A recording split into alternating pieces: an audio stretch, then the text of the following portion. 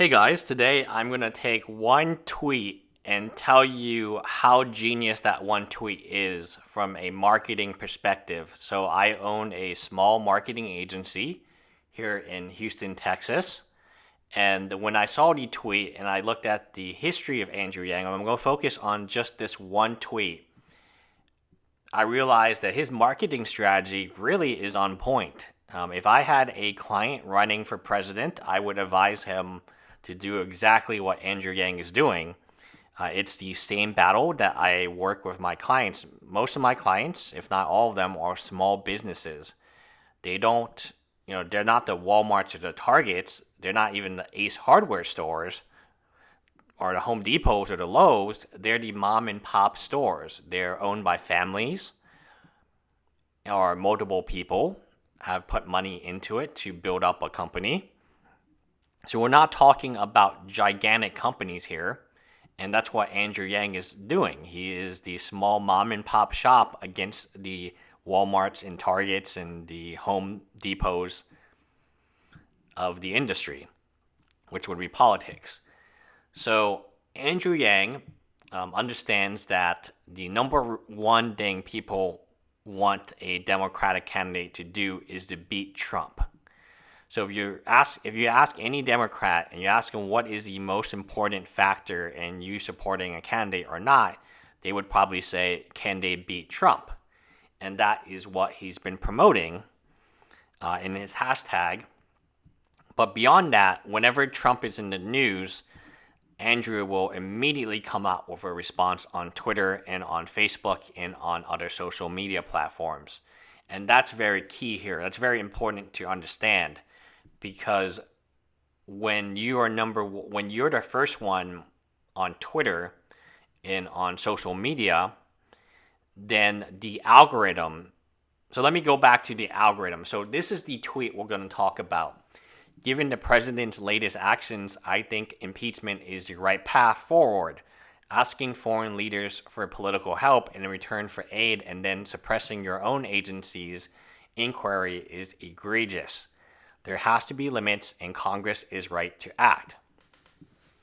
So when you talk about the tweet, we're just going to talk about this tweet. It happened almost instantaneous from Nancy Pelosi announcing that the House is going to make an impeachment inquiry. So all that traffic and interest, maybe it existed before, but it wasn't as concentrated. So there's a lot more people searching Trump impeachment. Trump, that's the keyword on both sides because they want to kind of know what's going on.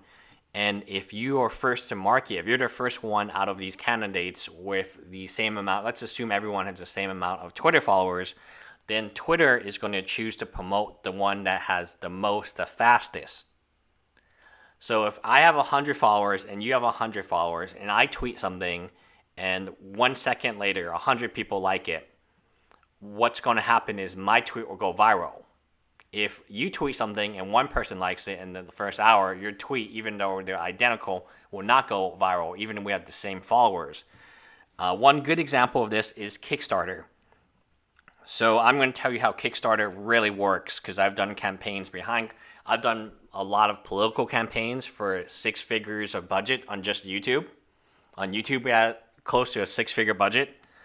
But on Kickstarter, the way that you really want to build up Kickstarter is let's say my goal is $20,000. I want to have my family and friends already commit $10,000 to me. So I'm telling my family and friends via email or social media that this Kickstarter, my campaign will go live on this date at this exact hour. Please donate money to it. And within the first 1 minute, $10,000, I will reach half my goal. This triggers an algorithm in Kickstarter, which is the same algorithm in YouTube. It's the same type of algorithm in Twitter, Instagram, that tells the social media platform, hey, this one's going viral because look at this. It raised $10,000 in a minute. Let's put it on the front page, which is what Twitter did for Andrew Yang's post. And in fact, even CNN, which is not Andrew Yang's biggest fan, posted about it because he was the only one they could talk about. He was the only one who tweeted on it the first hour. So that's what happens. We were working with two lovely ladies who were selling jeans, and they were very, and that's what the strategy was: is your friends and families, and even yourself, because if it's not funded, it's not funded, so you're not going to really lose money anyway, for Kickstarter at least. You flood it with money the first 5-10 minutes. Kickstarter picks it up, puts it on the main page, and now you get half the money very quickly. The same with Twitter. You flood it with likes, you are first to market, and then Twitter will start promoting your tweet. They'll email people about, oh, do you know Andrew tweeted this? Do you know, to people who support him and people who don't. So then it becomes viral. So algorithms are man-made and they can be exploited. My job is to help my small business clients compete against the Walmarts. The reason that a small business, let's say Frozen 2 comes out, and there's something kind of unique about Frozen 2 that no one expected, well, Walmart, they have a lot of red tape, they have meetings, maybe they make a landing page, maybe they make content, maybe they don't.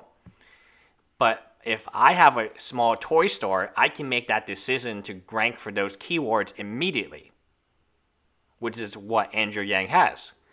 So a big company has money, it has power, it has political connections. A small company can be agile. And that is the only significant advantage of a small company, is they can respond like this. And that is what Andrew Yang has realized. From the dawn of time, there have been big companies and small companies. And the only reason a small company is still in business is because they don't need to have all that red tape. They don't need to sit in 8 different meetings to decide, to approve of something. They can immediately publish, grab all that new traffic that did not exist before this special occasion. I remember when Lindsay Lohan went to jail. If you're a small company and you don't really care about perception, you can talk about that stuff.